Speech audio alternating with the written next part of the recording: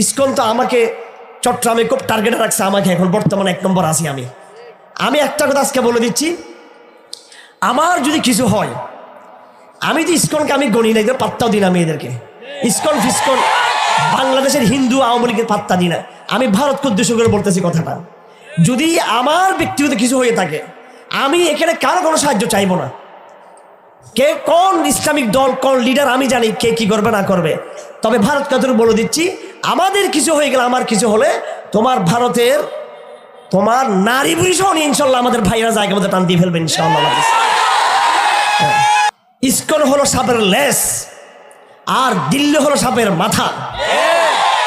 আমরা সাপের লেসের সাথে কোনো রাজনীতি করতে চাই না।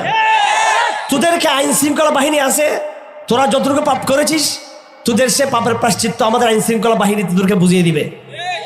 আমরা আমাদের শক্তি কখনো রেখেছি, আমরা হলাম আইন শৃঙ্খলা বাহিনীর চেয়ে বেশি শক্তিশালী আমরা ইনশাআল্লাহ। আইন শৃঙ্খলা বাহিনীর হাতে এই দেশের বন্দুক রয়েছে, এই দেশের আইন রয়েছে, আর আমার হাতে কোরআন রয়েছে। আমার হাতে আইন শৃঙ্খলা বাহিনী শুধু দেশের ভিতরে কেউ যদি বিশৃঙ্খলা করে তাদের বিরুদ্ধে ব্যবস্থা নেবে।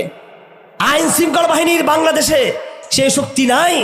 বিদেশি প্রভু যারা আছে তাদের গায়ে হাত দেওয়ার শক্তি বাংলাদেশে মিলিটারি পুলিশের শক্তি আছে, সেটা আছে নেই সেটা, কিন্তু আমার আপনার আছে না নাই ইনশাল্লাহ।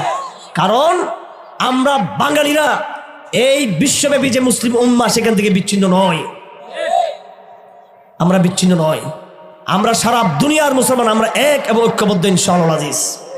আমি সেজন্য হাদিস পড়েছিলাম, মাসালুল মুমিনিনা ফি তাওয়াদ্দুহিম ওয়া তারাহুমিহিম ওয়া তাআতুফিহিম কামাসালিল জাসাদিল ওয়াহিদ। হযরত নোমান ইবনে বশীর হাদিস।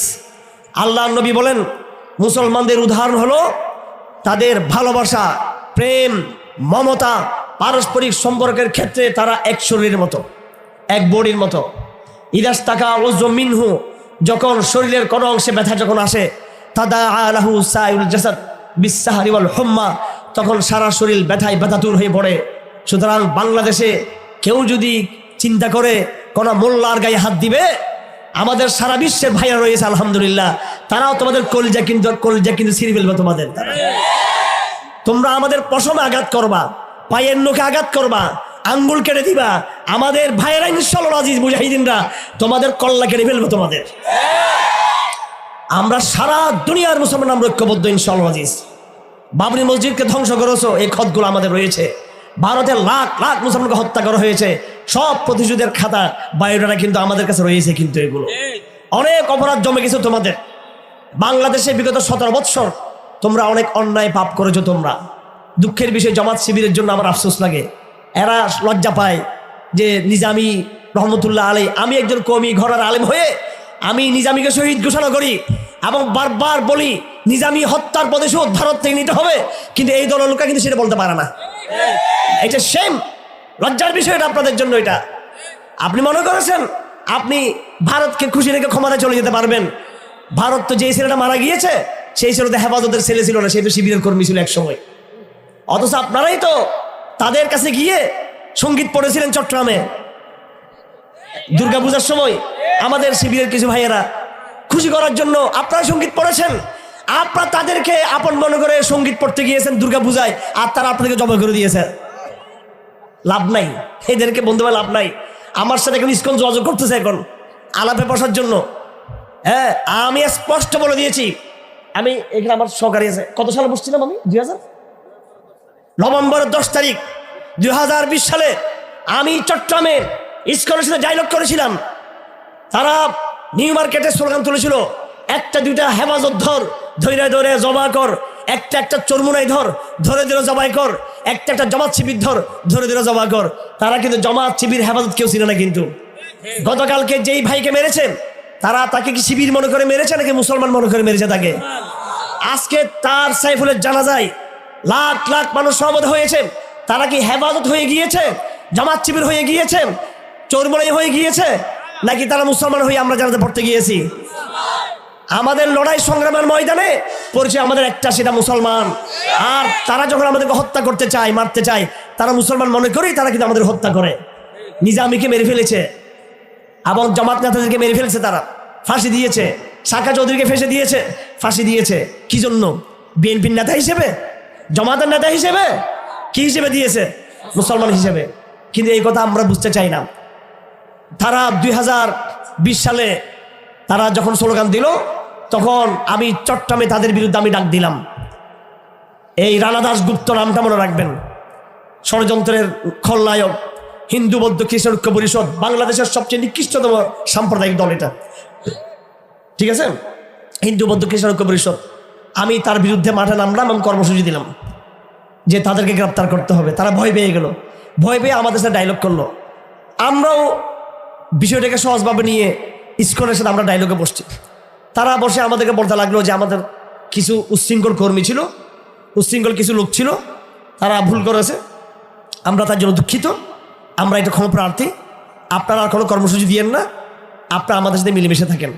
ডক্টর আহমদ খালেদ সাহেব ছিলেন, মওলানা শামীম ছিলেন, হেফাজতের আর কিছু নেতারা ছিলেন, আমি ছিলাম। আমি তাদেরকে বললাম, শোনো, যা হওয়ার হয়ে গেছে, এক জায়গায় থাকলে সেটা ঝগড়া ফসদ মারামারি হতে পারে। এখন আমি তোমাদেরকে দাওয়াত দিচ্ছি, যেভাবে খ্রিস্টানদেরকে দাওয়াত আমাদের নবীজি দিয়েছেন কোরআনের ভাষায়, কুল ইয়া আহলে কিতাব তাআলাউ ইলা কালিমাতিন সাওয়াইন বাইনানা ওয়া বাইনাকুম আল্লা না'বুদা ইল্লাল্লাহ। যদিও তোমরা আহলে কিতাব না, যদিও তোমরা খ্রিস্টান ইহুদি না, তারপরও আমরা ওই ভাষায় কথা বলতে চাই তোমাদেরকে, তোমরা তৌহিদ গ্রহণ করো। আমি তখন তাদেরকে তৌহিদের দাওয়াত দিলাম এবং নবীজি সাল্লাল্লাহু আলাইহি সাল্লামের কিছু সিরাতের বই তাদেরকে দিলাম এবং আরও কিছু দাওয়াতি লিটারেচার তাদেরকে দিলাম। এগুলো সব ভিডিওতে আছে, সব কিছু আছে।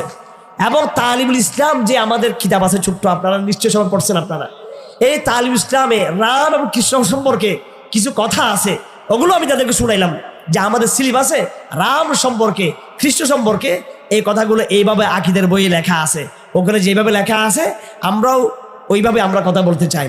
আমরা আমাদের পক্ষ থেকে পুরো উদারতা দেখাইলাম। এরপর দিন শেষ হলো, আমরা ডায়লগ করলাম, তারা চলে গেল, আমরা চলে গেলাম।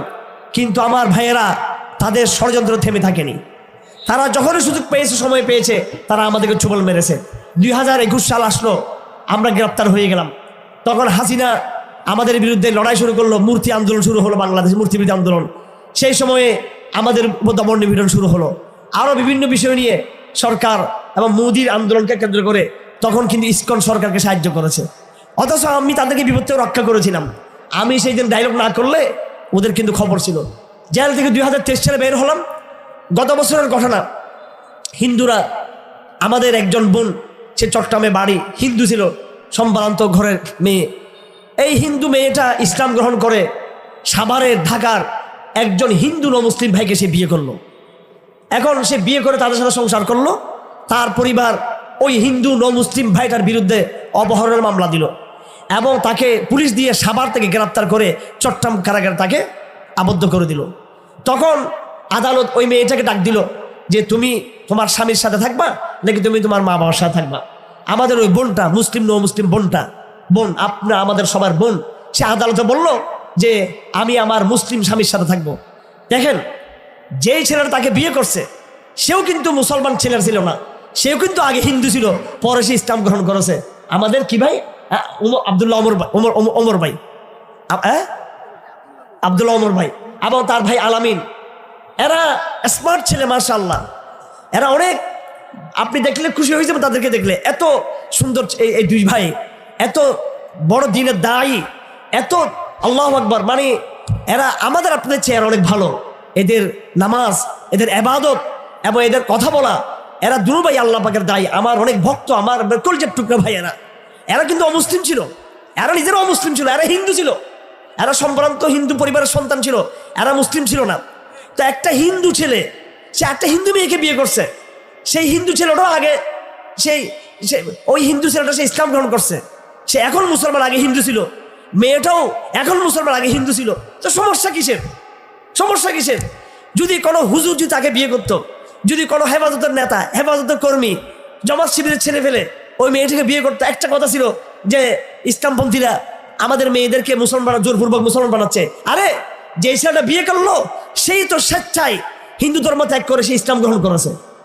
সুতরাং এখানে তো জোরাজুরি কিছু নেই, স্বেচ্ছায় ছেলেটা ইসলাম গ্রহণ করলো এবং স্বেচ্ছায় ওই চট্টগ্রামের মেয়েটা ইসলাম গ্রহণ করলো, তারা সংসার করলো।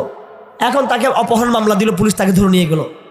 বাংলাদেশের মতো একটা মুসলিম রাষ্ট্রে একজন ভাই ইসলাম গ্রহণ করার দায়ে মাসকে মাস তাকে আদালতে থাকতে হলো। আমি তো চট্টগ্রামের সমস্ত বিষয়গুলো দেখি, আমি তখন আইনজীবী নিয়োগ করলাম এবং আমাদের চট্টগ্রামের সমস্ত তৌহিদবাদী ভাইয়েরা ঐক্যবদ্ধ হলো, আমরা ভাইটাকে মুক্ত করতে পারলাম না। ঠিক আছে, ভাইটা জেলখানে চলে গেল, আমরা আবার বোনটাকে মুক্ত করতে চাইলাম, বোনটাকে আদালতে দাঁড় করাইলাম। তখন বোনটা আদালতে দাঁড়িয়ে বলল যে আমি স্বেচ্ছায় ইসলাম গ্রহণ করেছি, কেউ আমাকে জোর জবরদস্তি করে নাই, এবং আমি আব্দুল্লাহ ওমরকে আমি বিয়ে করেছি, তা আমি তাকে স্বামী হিসেবে গ্রহণ করেছি, আমি একজন প্রাপ্তবয়স্কা নারী, আমি তাকে গ্রহণ করেছি আমার স্বামী হিসেবে, এটা আমার অধিকার। তখন আদালত তাকে বলল ঠিক আছে, তুমি ফ্রি, তুমি এখন বাসায় চলে যাও, তুমি তোমার স্বামী নিয়ে থাকবা, তুমি স্বাধীন বাবা থাকবে। মেয়েটা যখন আদালত থেকে বের হলো, সাথে সাথে হিন্দুরা ঝাপটে পড়লো মেয়েটার উপরে। তো মেয়েটা আবার দৌড় দিয়ে বিচারকের কামরায় ঢুকে পড়লো। আমরা অনেক চেষ্টা করলাম, যেহেতু আমরা পুরুষ ছিলাম, আমরা তো মেয়েটাকে আর টাচ করতে পারতেছি না, সেখানে আমাদের একটা ভুল হয়ে গেছে। আমি আমাদের বোনদের উদ্দেশ্যে বলতে চাই, আমাদের বোনদেরকেও খেয়াল রাখতে হবে, কোনো মহিলা বিপদে বললে আমাদের মেয়েরা যেন তাদেরকে গিয়ে উদ্ধার করে। এই লড়াইয়ে আমাদের বোনদেরকেও সামিল থাকতে হবে, মাদ্রাসার ছাত্রীদেরকে সামিল থাকতে হবে। তার মানে মেয়েরা আমাদের সাথে মিলিয়ে স্লোগান তুলবে তা না, নাউজুবিল্লাহ। মেয়েরা পর্যবেক্ষণ করবে, যদি আমাদের কোনো দিনই বোন সমস্যা যদি পড়ে, হ্যাঁ, এখন ছেলে তো মেয়েকে আর উদ্ধার করতে পারবে না হাত ধরে, মেয়েরা মেয়েদেরকে উদ্ধার করবে। সেই জন্য যদি আদালতে আমাদের 10টা বোন থাকতো, দিনদার বোন থাকতো, বোরকা পরা বোন থাকতো, ইমানদার, তাহলে তারা মেয়েটাকে ঝাপড়ে ধরে তারা গাড়িতে করে নিয়ে আসতে পারতো তারা, কিন্তু সেটা হয় নাই। কারণ মেয়েটাকে আমরা সেভ করতে পারি নাই, তো বাধ্য হয়ে আদালত মেয়েটাকে আবার জেলখানায় ফেলে দিল। এটাকে বলে সেফ কাস্টডি বলা হয়, এটাকে সেফ কাস্টডি দিয়ে দিল। এখন মেয়েটাও জেলখানায় গেল এবং ছেলেটাও জেলখানায় গেল।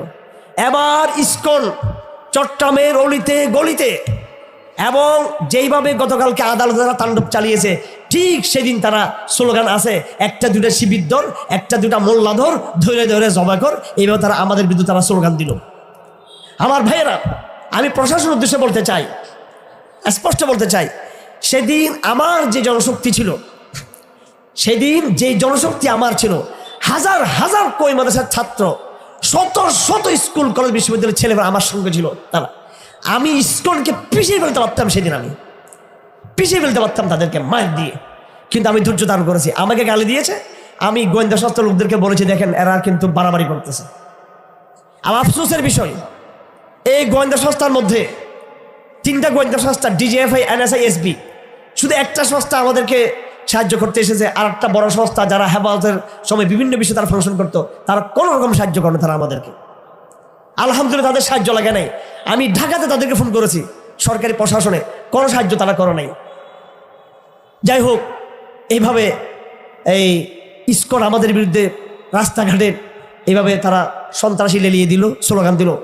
অনেক কষ্ট করে ধৈর্য ধারণ করে আমি আমার ছেলেকে থামিয়ে রেখেছি। আমি এরপরে ওই বোনটাকে আমরা জামিন করাইলাম।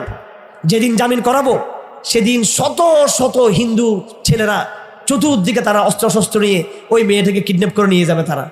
তখন জেল কর্তৃপক্ষ একটা ভালো কাজ করেছে, আমরা তাকে বলেছি যে আপনি মেয়েটাকে আমাদের হাতে দিয়ে দিবেন, অর্থাৎ তার যে আত্মীয় যারা, অর্থাৎ মুসলিম ভাইয়ের আত্মীয় স্বজন তার হাতে দিয়ে দিবেন। তখন প্রশাসন আমাকে বলল যে ওই মেয়ের স্বামী যারা আছে, অর্থাৎ মুসলমান, তাদেরকে পাঠান। তখন আমরা গাড়িটা একদম জেলখানার ভিতরে পাঠিয়ে দিয়েছি, গাড়িটা ওইভাবে কৌশল উদ্ধার